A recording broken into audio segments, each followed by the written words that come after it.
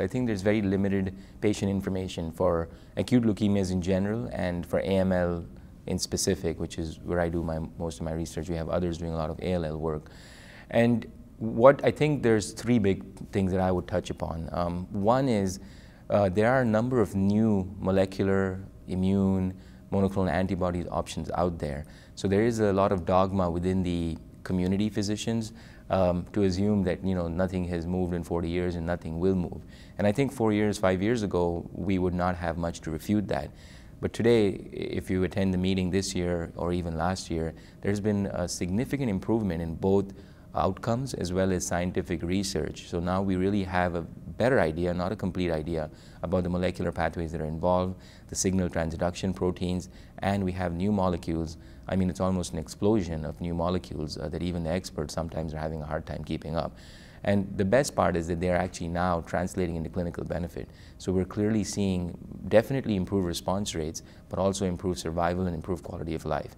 So the one thing I would tell patients to do is to make sure they talk to their physicians and see, is there something newer than the standard?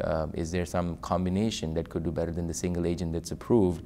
Is there another center we could at least discuss with? Physicians are always territorial, and nobody likes to be told that they should consult or look at somewhere else. But sometimes, if you have an idea about, okay, yesterday I got an email from a patient, he heard about Keytruda, which is an anti-PD-1 antibody, and said, is there a role for this in my AML?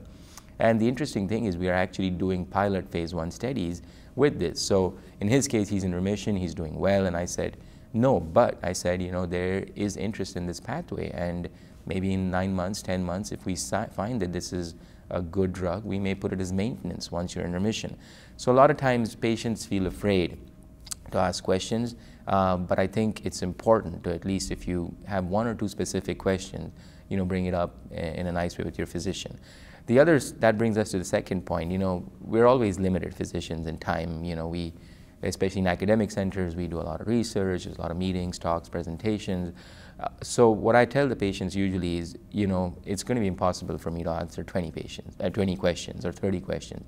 But if you have a list, usually prioritize your top 3 questions, and almost always we'll be able to answer those. So if you come in saying this is number 1, 2, and 3, at least those 3 big things you'll do, and then next visit you could do number 4, 5, and 6. And so that way, you don't just start with something small and then end up, oh, my main question was missed out. So it's nice to write them down, actually, a lot of times, but don't write down 20 questions because the physician will get inhibited. But write down your 3 to 5 questions and bring it up.